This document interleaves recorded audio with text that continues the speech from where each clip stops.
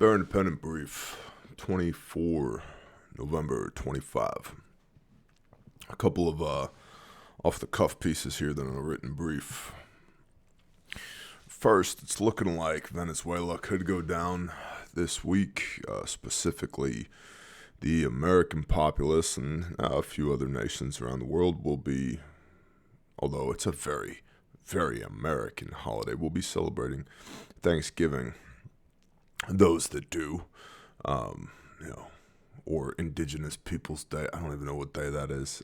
I'm a quarter Cherokee, Choctaw, and Creek, and I don't even know.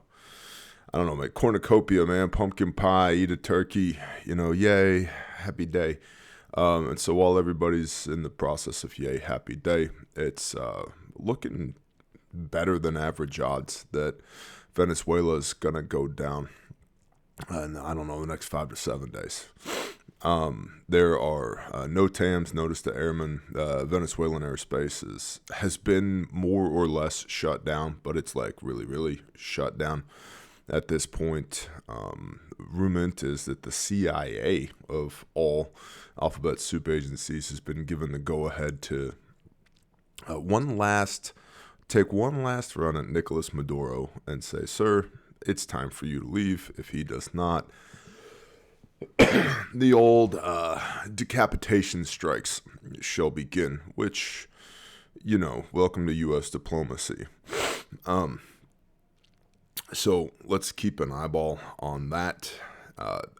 Also, apparently there was a Russian tanker, crude oil, all of that was trying to make its way to Venezuela that was politely informed by the United States Navy, hey, no, go somewhere else. And it's now docked in Cuba. Again, off script, but welcome. From RT, this is 3 days old, but the Venezuelan parliament has approved a 15-year extension of joint ventures between state company PDVSA and Russian oil firm Rosneft. According to a statement on the National Assembly's website, the deepening energy cooperation comes despite sweeping U.S. sanctions on both Russia and Venezuela, and amid accusations that Washington wants to depose President Nicolas Maduro under the guise of an anti-drug campaign. Now, RT is Russian state propaganda. It's literally owned by the Russian government. But that's not incorrect. The United States does want to depose Nicolas Maduro in large part because, I've been saying this for, weeks, if not months now. Venezuela, this whole narco-terrorist thing is cover for action for an updated Monroe Doctrine in order to secure resources in the Western Hemisphere for the United States of America, in large part because we are going to war, and the heavy crude that comes out of Venezuela is quite attractive when it comes to fueling big gray ships and big gray planes and small gray planes and everything else. Also, from an economic standpoint, the heavy crude that comes out of Venezuela is literally the reason many refineries were built in Texas and Louisiana and elsewhere in order to be able to process that heavy crude, not necessarily the light sweet crude that we kind of make at home, asterisk.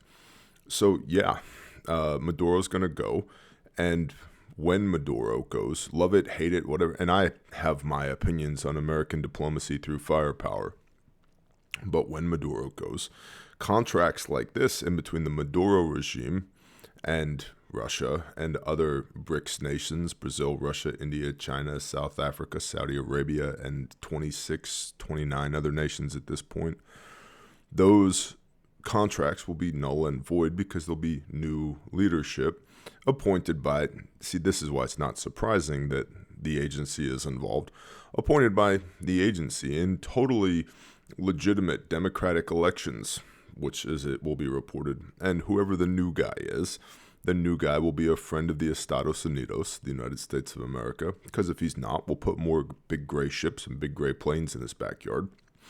And the heavy crude will continue to flow back to the United States, back to our war machines, so that we can be nimble and agile when it comes to war in the South China Sea and everywhere else And the reporting will likely be on our end. Look, gas prices are down. So that's just something to keep an eye on. And then, speaking of the old South China Sea, a theater of war, from Defense One. This is all OSINT, by the way. It's just your average daily slop reporting. How the Army's most tech-forward units are practicing for war. And we're going to talk about tech here in a minute. Slurps coffee. That was a very tame slurp for anybody who's been here for the last 8 years. I got a little thank you note from YouTube the other day. It said, "Congratulations, your channel's 8 years old." Oh, thanks. Thanks for all the censorship, homies. By the way, the only way the show grows is if you share it with somebody you love. And so please do so if you find value in what we do here. From Defense One, how the Army's most tech-forward units are practicing for war. A 2-week exercise simulated island battles. That's interesting. Island battles? Wow. And put some 75 new technologies to the test. It's almost like in that Preparing for War with China landmark video that I did a month, 6 weeks or so ago. We talked about the potentiality of island hopping from the western coast of the United States of America to the eastern coast of China and the 3 island chains that are there, and China's plans to mitigate the United States' ability to use those island chains as jumping off points. Blah, blah, blah. There's a lot of fluff in this article. Quote, "We have old stuff, we have new stuff, and we're fighting in a new way," said Colonel Dan von Banken, the division's artillery commander. Now, this is the Army, not necessarily the Marine Corps of the Department of the Navy. This is the Army. It was the last day of a 2-week Joint Pacific, ding, ding, ding, ding, ding, Joint Pacific Multinational Readiness Center exercise, and this constructed amphibious battle, ding, ding, ding, ding, ding, the Army, amphibious battle was the end of a scenario in which the soldiers worked with partner forces to defend an archipelago. What's an archipelago? It's like an island chain, isn't it? And will take back islands seized by the enemy. Wow, this is super interesting. The exercise involved 75 experiments and incorporated every U.S. service branch, plus 7 partner nations. It kicked off with soldiers from 11th Airborne Division's 2nd Infantry Brigade Combat Team, flying from Alaska to the island of Hawaii, where they parachuted into a training area with close air support from the Hawaii Air National Guard. It included a nighttime long-range maritime air assault mission and another mission that flew 4 HIMARS aboard C-17s from Hawaii to Wake Island. Wake Island? That's an interesting island. Definitely don't Google Wake Island and alternative history theories. Unloaded them for a simulated raid and then flew back again. Quote, "We basically create a world in which we're dealing with not just the land forces that have arrived, but their naval forces that can help support them, and then other long-range fires that they have." Other long-range fires. Geospatial and ground-based systems, long-range ground-based systems from other nations. Because that's the reality that we live in, is that the threats that land forces will deal with, just like our naval and air, are truly multi-domain, end quote, Major General J. Barthelemy, commander of the 25th ID, told reporters. The experimentation is part of the Army's Transformation and Contact Initiative, a rapid modernization effort that started last year with 3 brigades and is now spread throughout the force, blah, blah, blah. At the end of the exercise, 25th ID Command Sergeant Major Sean Curry said, quote, "The entire division will have restructured itself." So the Army is getting in on island hopping as well. How interesting. That's what we call an indicator. Now, it's not that the Army hasn't had maritime capability over the years. It has, but it's not been their primary purview.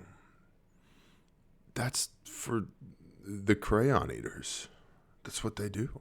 That's their job, right? Big gray ships, MEUs, Marine Expeditionary Units, disembark, make the grass grow, eat crayons, have an MRE, clean your weapon, on to the next one. So, Big Army sees and why? Why? Well, on the one hand, yes, there's a coming asymmetric eight front war coming. That's super interesting. On the other hand, it's probably also budgetary, right? Because it's like, hey, look, we can also play in the Pacific, and we know that the Indo-PACOM is the region that everybody's super concerned about right now. So look, we have capabilities as well. Therefore, you should continue to fund us at current levels.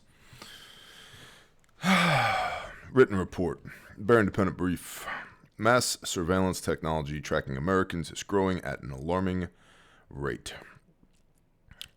According to data obtained through public record requests, more than 50 federal, state, and local agencies searched Flock Safety's ALPR or Alpir systems in connection with protest activity over a 10-month period in 2025. Flock Safety's cameras photograph every passing vehicle, documenting license plates, color, make, model, and other characteristics. This data gets paired with time and location, then uploaded to a massive searchable database that agencies share nationwide. It's common for an agency to search thousands of networks, even when they have no reason to believe a targeted vehicle left their region. The system captured data on over 12 million searches by more than 3,900 agencies between December 24 and October 25. 19 agencies logged dozens of searches specifically tied to the No Kings movement, which drew millions protesting government overreach, surveillance, and corporate power. No Kings. But also, please, Mr. King, give me my government stimulus check and my SNAP benefits and. Yeah, all right. Officers simply enter text into a reason field when searching the system, and the reason is often just one word: protest. While EFF and civil liberties groups argue search warrants should be required, most officers didn't articulate any criminal offense when running these searches. How shall we say, entering into a technology-enabled, what would you call it? It's not a situation. We're on the cusp of a technology-enabled Minority Report type status for the American public. We're now guilty until proven innocent, rather than innocent until proven guilty. Why do I care? Well, like, the Fourth Amendment's a thing, right? Unreasonable search and seizure. Well, what's unreasonable? Prove that I did something wrong. And the law enforcement would argue, we're using this database to prove that you did something wrong. Yeah, but I did not consent to the capturing of this information. Therefore, it's unreasonable. The truth is that, quote, the only reason an officer is able to even search for such suspect at a protest is because Alpir's collected data on every single person who's attended the protest, end quote. In fact, 20% of all searches reviewed used language like investigation, suspect, and query in the reason field. According to the Electronic Frontier Foundation, those, quote, terms could well be covered for spying on a protest, an abortion prosecution, or an officer stalking a spouse, and no one would be the wiser, end quote. Now, don't get me started on an abortion prosecution. I have my own thoughts on that. It's not that there isn't forgiveness for those that have engaged in such acts. There is and there can be. But those that use such acts as birth control, that's an abomination. And children are the most precious thing that there are. It's also the first command in the word: be fruitful and multiply. Fill the earth, rule it, and subdue it. Okay. So, Yeah, I'm not. Are you pro-choice or pro-life? I'm pro-Bible. Don't offer your children to Molech.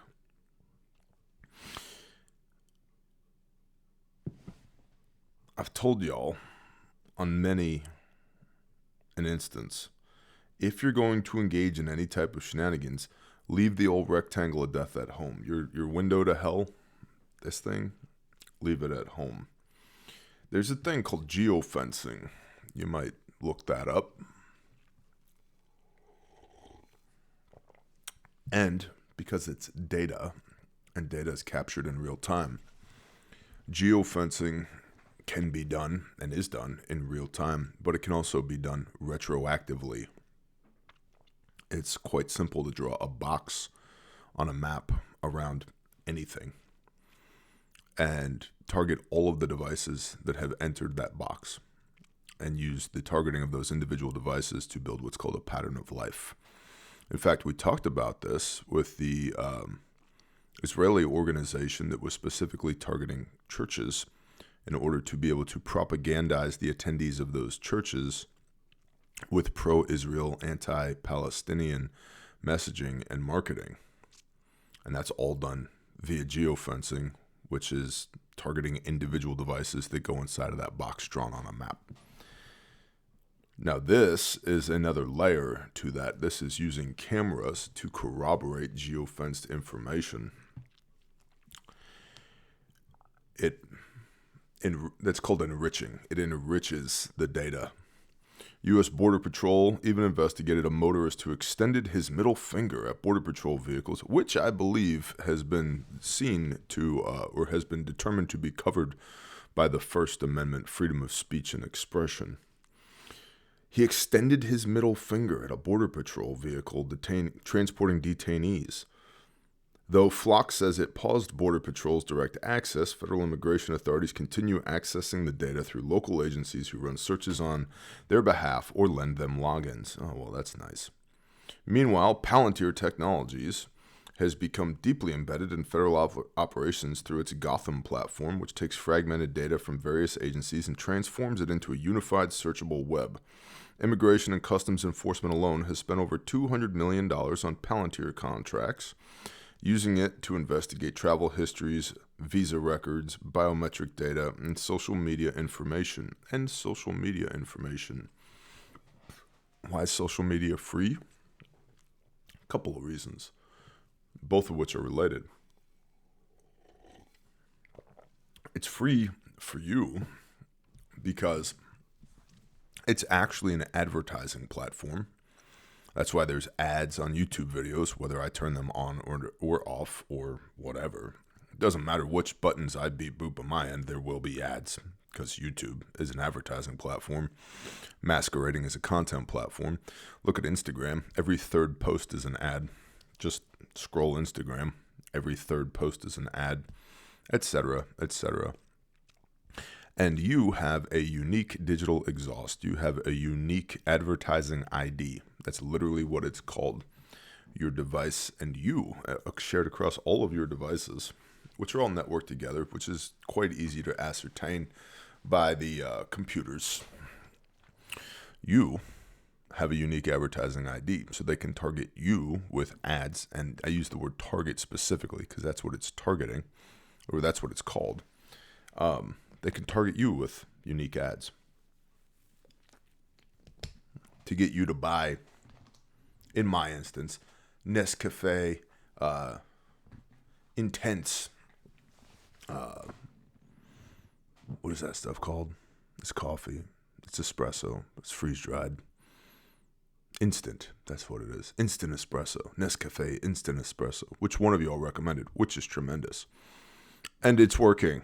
Their targeted advertising campaigns are working because as part of preparing for everything everywhere all at once, I have decided I need 1 jar of that per week at my current rate of consumption.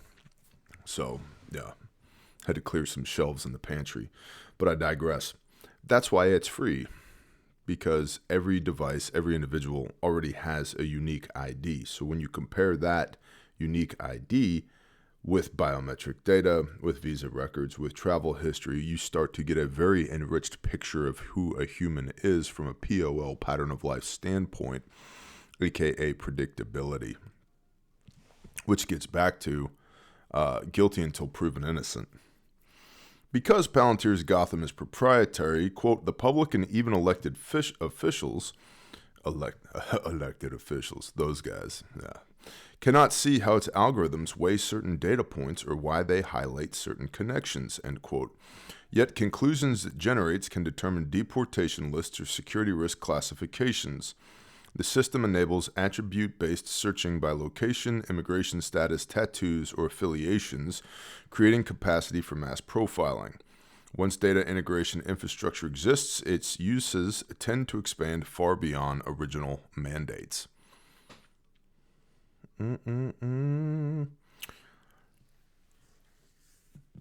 Claude AI.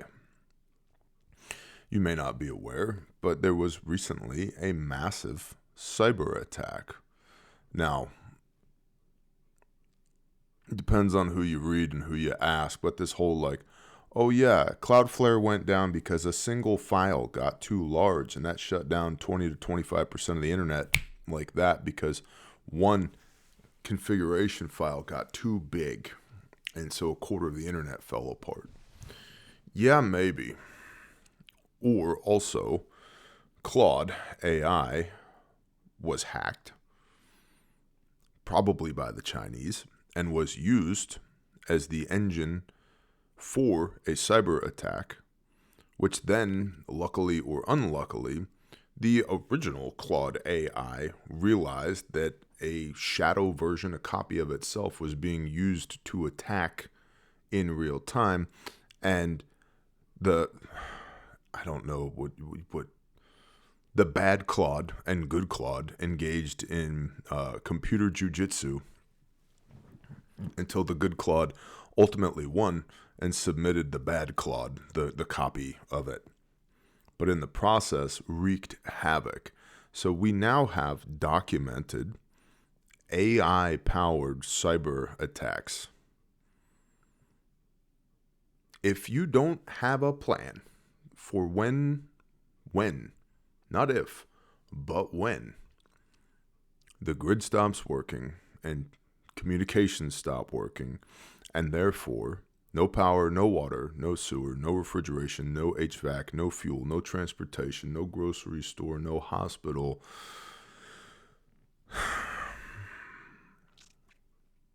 What was it Albert Einstein said? I know not with what weapons World War III will be fought, but World War IV will be fought with sticks and stones. Yeah. The sky is not red yet. Keep an eye on Venezuela this week. There is also rumored that we might have a Thanksgiving Day peace deal in Ukraine. That'll be interesting.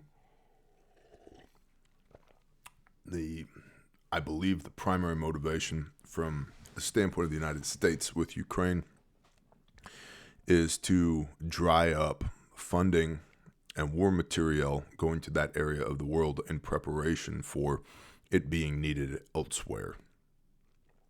That will not be the talking point. The talking point will be, we got to end this war. So many good people have died. It's very bad. It'll be preservation of life stuff, which honestly, yeah, preservation of life is good. But I don't think that's the primary motivator at this point. I think it's the cost in both ever-weakening United States doll hairs as well as war material that will be needed elsewhere.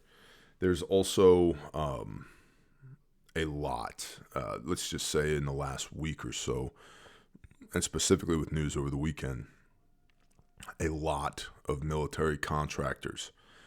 The Defense Department is very dependent upon subcontractors, civilian subcontractors. A lot of subcontractors have been told, by the way, you will 10x your output capacity over the next 15 to 18 months. Brace for impact. So I can't tell you who, because that's literally classified, but just suffice to say, think about a soldier, a sailor, an airman, a Marine. They're just standing there, right? Like a G.I. Joe doll, right? Now start dressing your G.I. Joe doll. Everything you put onto that person, all that stuff. Now they get inside of a vehicle. Pick a vehicle, doesn't matter. That thing, everything it consumes. Okay. And then that vehicle's part of a unit, right? Okay. So everything that unit consumes, all that, all the way on up, brigade level. Now take that brigade and send it to war. And then all of that stuff as well. Like all of it. So, data points. That's the show for today. Shout out to the creator of the universe for allowing us to wake up this morning. We, the Refuge will be teaching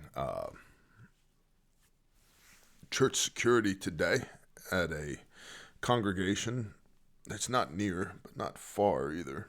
So that'll be fun. Keep us in your prayers on that. If there's anything we can do to assist you over there at the Refuge Company, refugemedical.com, holler at us. We're pretty okay at training people. We train a few thousand people a year in the preservation of life. Stress-induced scenario-based training, incorporating force on force for really any application, whether that's civilian or FBOs, faith-based organizations, or law enforcement, EMS, fire, Department of War personnel, etc. Same basic human physiology. Keep the blood inside the body, keep the air going in and out, and then elevate. What they call pre-hospital trauma life support, or TACMED, tactical medicine. And in the meanwhile, I've been showing you guys the travel kit on camera, so let me show you this real quick. This is the SOB, small to back kit. Our buddy, the Patriot Plumber, came to us and said, yo, I need a kit that'll fit on my war belt that isn't gigantic and isn't going to fall apart and doesn't suck. And so we made this. I got a little soft tee on the bottom here. And, of course, it's Molly Powell's webbing compatible. As you can see, this weighs as much as one loaded AR magazine, about a pound. And this attaches to your belt if you need it. Pull here, grab the right handle, pull out. Now you're holding it, and pop this open. And I got my little Made in America tag right here, because we make everything in the United States of America. We guarantee it unconditionally forever. If you break it, I'll just send you another one. If you use the contents of a kit to save a life, I'll just send you another one. No questions asked. And I got everything I need inside of here. I got my gloves, I got my pressure bandage, I got my combat gauze, my regular old compressed gauze, chest seals, Sharpie, flat duct tape, nasal pharyngeal airway, etc. for massive hemorrhage, airway, and respiratory. And it's lightweight, it's compact, and I have one of these on my plate carrier. Absolutely love it there. I also have one on my war belt. Absolutely love it there. It's a great application for that. And it's compact. This one's in red, but it comes in all the cool guy colors as well. These are great emergency management kits to be worn on body as well, especially for like search and rescue, or if you have a TEMS unit, tactical EMS unit, etc. That's the SOB, or the small the back kit. But we got dozens of kits. refugemedical.com. Use promo code BEARNATION. It'll get you 10% off. Also, buckets have been flying off the shelves. So if you need a wound care bucket, a surgical bucket, a birthing bucket, postpartum bucket, or a burn bucket for your long-term preps, check that out. And there are also bucket packages. So shout out to the Bucket Brigade. We appreciate you guys. You've been keeping the bucket line busy over at Refuge Medical.